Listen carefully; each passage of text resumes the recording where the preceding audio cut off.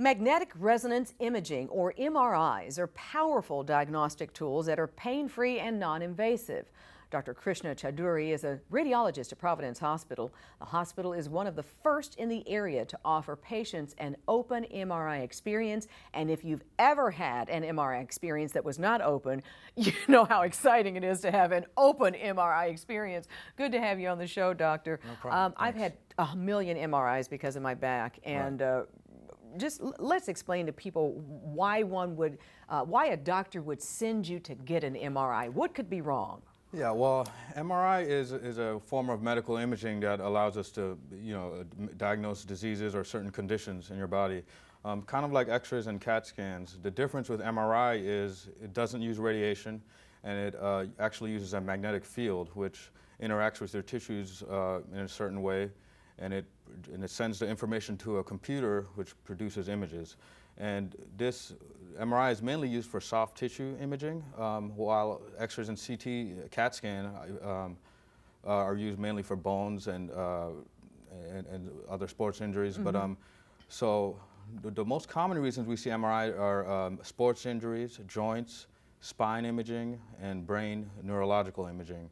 But it could also be used for cardiovascular and abdominal. And for breast. I was surprised to see that. Yeah. Exactly. Yeah. Oh, okay. Yeah. So the machine itself can be very daunting, and I'm talking not about the wonderful open machine you have, but the actual machine itself is really scary. Yes.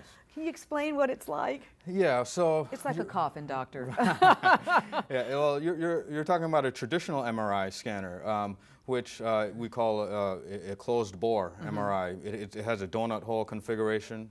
It's narrow, and they could have a certain length to it. So, especially for claustrophobic patients and larger patients, claustrophobic and crazy, exactly. Me. It could be difficult, and some patients would require sedation or anesthesia even. So since then, there's been a lot of advances, and we've had more open MRIs with more space. Because I was always told, no, I'm not going to give you the open MRI, Angela, because it's not as good. Well, that's changed. That was back in the day. Exactly, yeah. Initially, it compromised some of the image quality and resolution. But now with advances in technology, in the hardware and software, we have much less compromise of the image quality when we do open MRIs. The one we have at Providence Hospital here in D.C., it's what we call a wide open MRI. In fact, it's called boreless. It doesn't even have the normal donut hole configuration. It's kind of a wide rectangular opening, and it allows 270 degrees of openness to look outside the MRI scanner.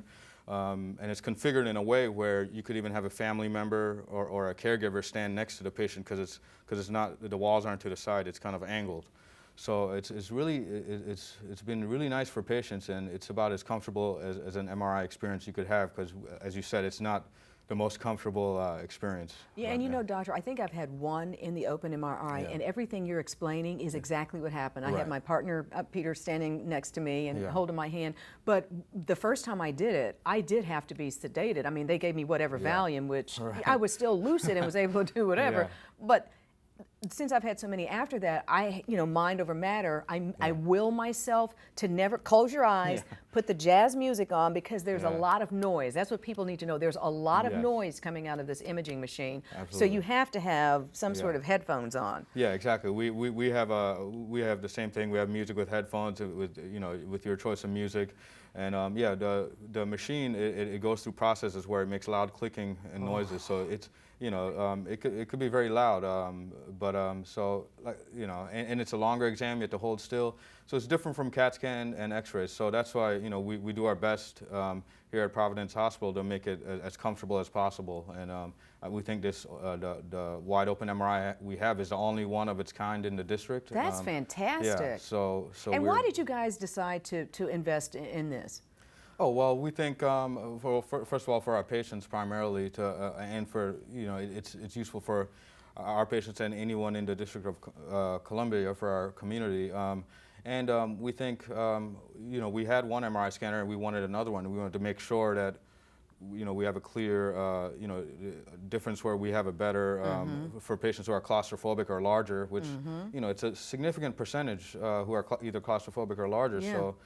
So we want to because be able you're to right, have that. the original MRI it's so narrow that, I mean, you don't, even if you aren't claustrophobic, it's still, oh my goodness, and don't open your eyes, that's it. Because here you're about to hit your head. It's a tight spot, It's a tight spot. And also the other advantage of the wide open one, even compared to, previously they had what we call wide bore before this kind, where the opening would just be wider, but it's still, still claustrophobic patients may still have issues. But another advantage that you bring up because of the tight spot is it allows us to center the patient better, larger patients, which is also important for image quality. Right. With the wide opening of the bore. Yeah. So explain to us, doctor, when you have an MRI and it's sent to your doctor, what are the images the doctor is going to see? How will they interpret the images? Well, we send them. We send a patient with a disc of the study, or if they're at our hospital, they have electronic access, obviously. But we also send a report of our interpretation. So, depending on the type of doctor, some will actually look at the images, especially surgeons, because they may have to operate, and you get a set of different images and different angles of of whatever body part is being imaged, and with different. Each set has different. Things we do to the magnet itself to get so it contrasts the different tissues in your body, such as water and fat, and all that helps us see the disease or condition that's going on. So some doctors could look at the images, or they'll get a interpretation from a radiologist such as myself. Got you. Yeah. And you just mentioned something that I wanted to bring up. It's contrasting. I think I've had actually one where they did use some sort of contrasting. Right. Yeah, so MRI, we have, just like CAT scans, you have a contrast agent, which is kind of like a dye which shows up bright in your vessels and other things that have a strong blood supply. MRI contrast agents compared to CAT scan are actually less dangerous in terms of allergies. It's very rare to have any allergic reaction. The only time it's not, we can't use it are for patients who are on dialysis. But otherwise, it's very safe, and it allows us to, different tumors and such will show up better with the contrast agent. Well, doctor. Thank you so much for talking to us about this. So many of us, have had to have MRIs or maybe need MRIs, and it's just another scary, it's just another test, and you get scared and you don't know what to expect. But thank you for coming on the show and talking to us, and for letting us also know that Providence has an option that if you are claustrophobic or you are a bit larger, and even if you're not, it's a great opportunity for for the district to have just one, and it's at Providence. Yeah, great. Yeah, and we're very happy about it, and we're excited about it. And thanks for having me. Absolutely, Dr. Krishna Chaudhri. Thank you so much, radiologist at Providence Hospital. Okay. We'll have you back soon. All right, thank you. My back needs a little look, and I need you to look at my back. Still ahead, surprising moves during halftime at a football game.